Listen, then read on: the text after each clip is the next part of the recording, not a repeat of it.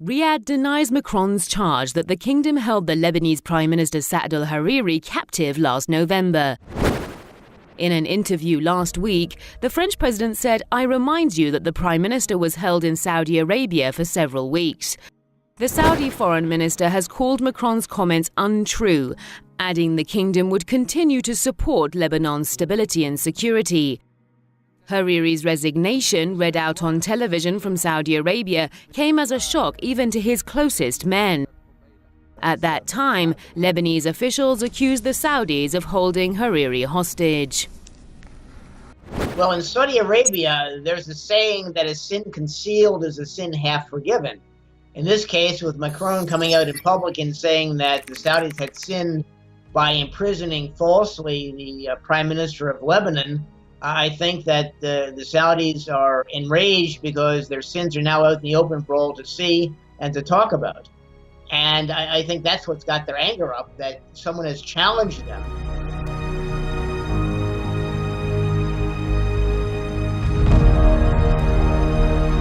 Lebanon was just one of the latest targets in the Saudi campaign of destabilizing the region by bullying countries and risking new conflicts.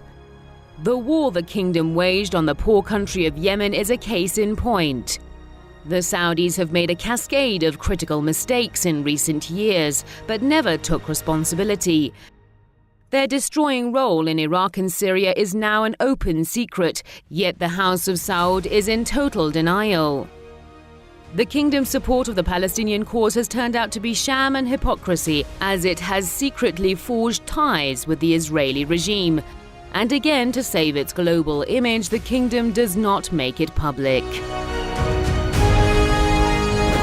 Aside from Lebanon, the Saudis have pressured other countries in the region with their deceit and their treachery. For example, they've been claiming to fight terrorism, but at the same time, they were attacking Syria and supporting terrorists in Syria trying to overthrow the legitimate government of the Syrian Arab Republic.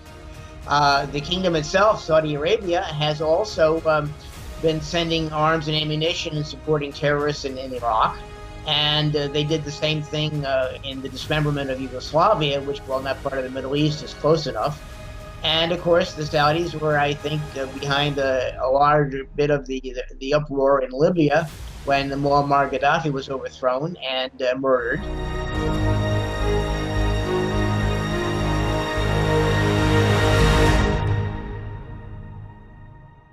Denial and ambiguous statements are the big cogs in the Saudi RP machine.